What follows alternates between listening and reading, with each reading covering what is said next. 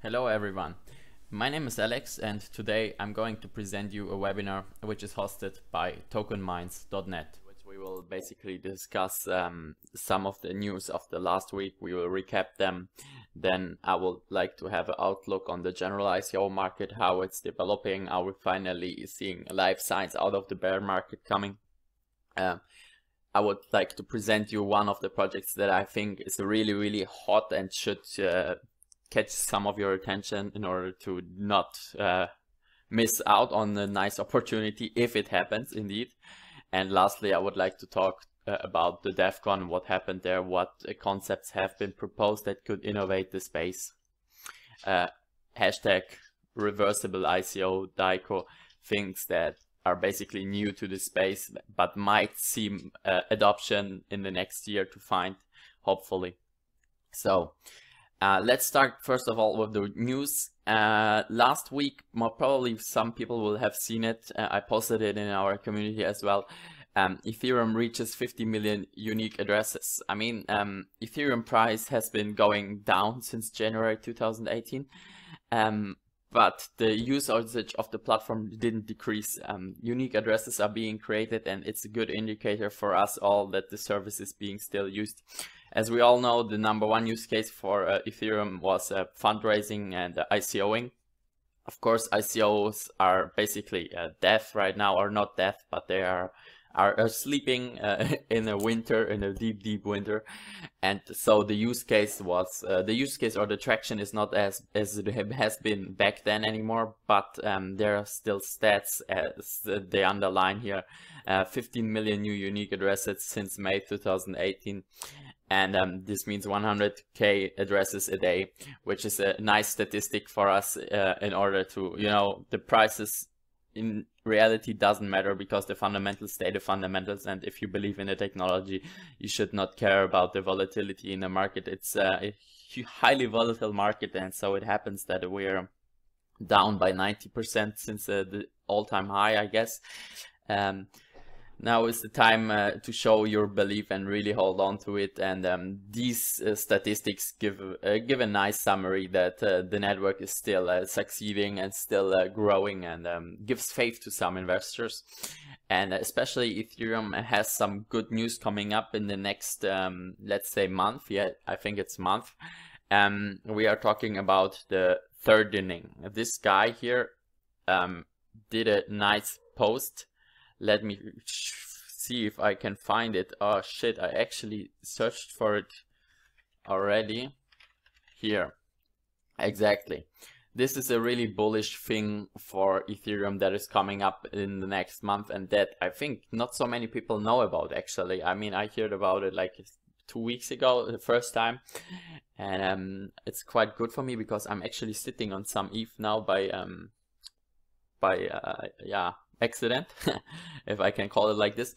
And basically they are telling, or we call it Ethereum's thirdening, because it basically reduces the block rewards from 3 to 2. This means a reduction of 33% of the inflation that is happening by every time a miner gets a block reward, which is a huge decrease in ETH supply that is being created each time a block reward is mined, which means the price is basically incentivized to increase because less selling is coming from the miners side, and therefore less selling pressure is put out on the price, which is in turn bullish. And it's approximately on the January the 14th this will happen, which is like a little bit of hope for Ethereum because the price tanked really badly, and a lot of people lost some faith.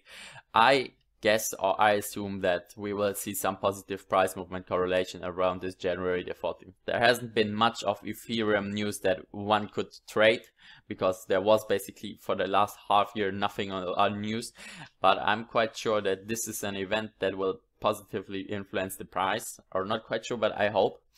And I guess we will see more of these events in 2019. I think they will really kick on a little bit the machine again and update the community more, because in 2018 it was kind of lacking, and now I feel that the community is demanding a bit more of transparency and a bit more of information in this regard.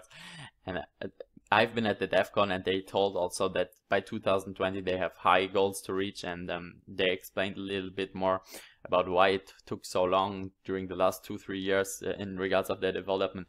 But I will go later on in this when I'm talking about the DEF CON itself. So don't forget that this third inning is being done in January, by the mid of January, because it might have nice influences on the Ethereum price. And in general, it's good to know that such events are coming up. We have the Bitcoin halving, for example, in mid of 2020, where the block reward will be cut by half, by 50%, which will also again decrease the selling pressure. And a lot of people anticipate that a bull run will happen according to this, because statistically seen, I think all bull runs have been correlated to a halving of Bitcoin, which is happening, I don't know, every 3 years. It's, I think, something like this. Good. Next news.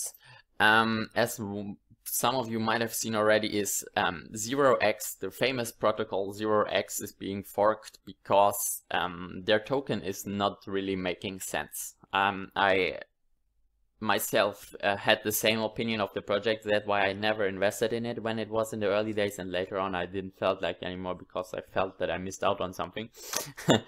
But the decentralized exchange DDEX is basically forking out the 0x protocol and making the protocol run without the token, which is basically saying to them, hey guys, we can do it better.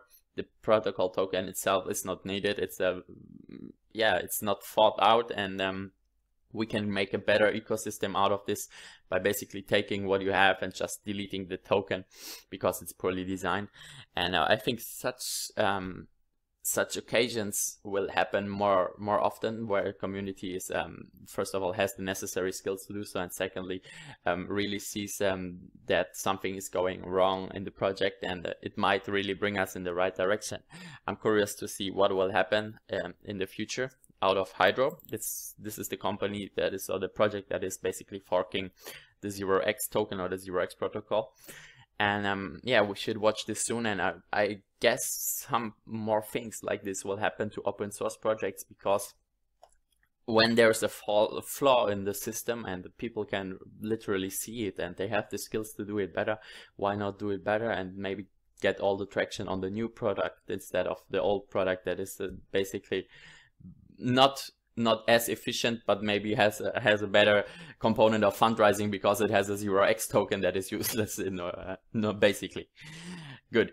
I would say we close this topic, and the next topic that we had last week was a really big one, and I myself am basically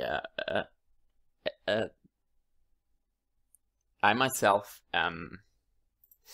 one of these persons that basically have invested a lot of ICOs last year, and are being considered now for ICO refunds of some of these ICOs.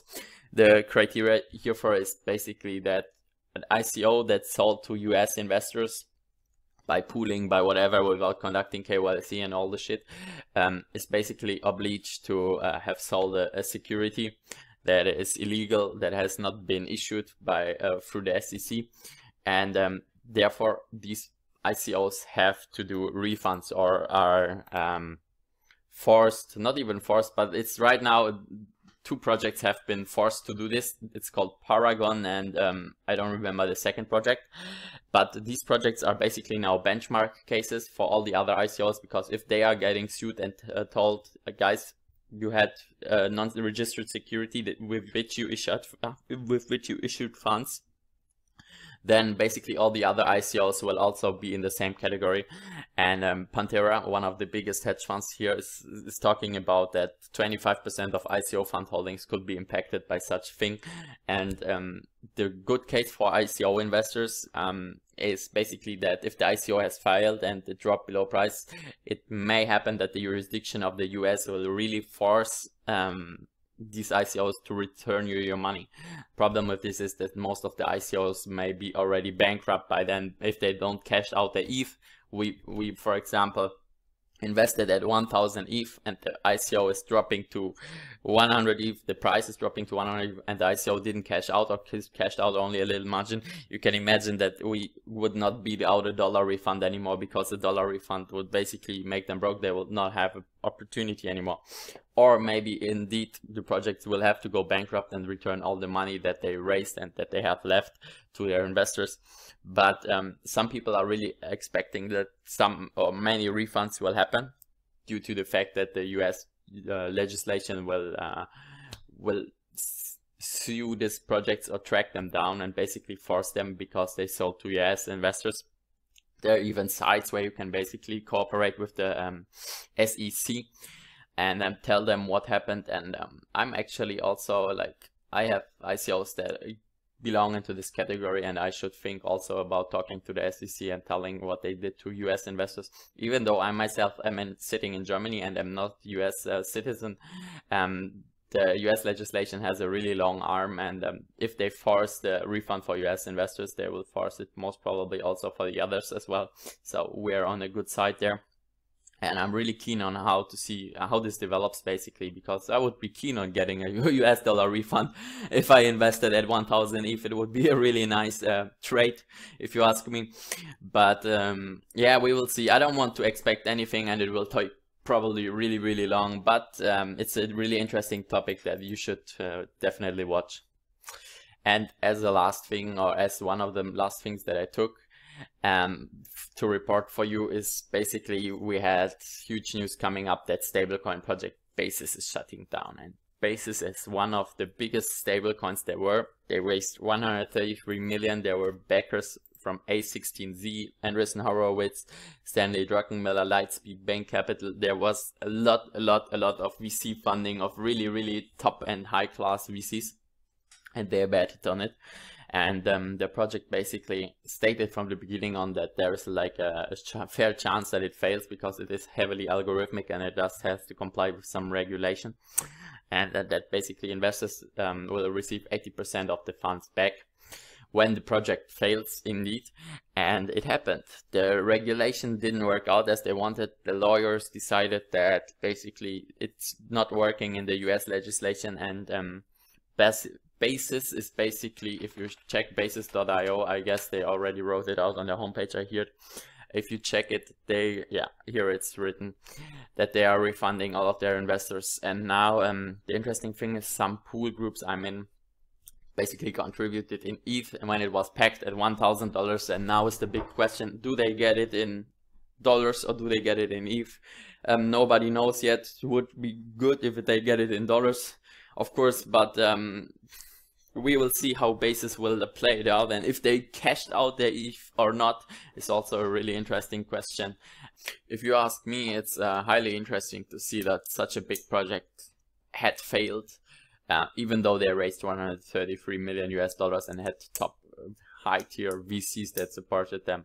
But unfortunately, the US securities regulation were the problem that they had and that they faced in order to make the system work. That's why they decided to refund it and close the project. That's it so far in regards of the news. Let's switch to the project of the week.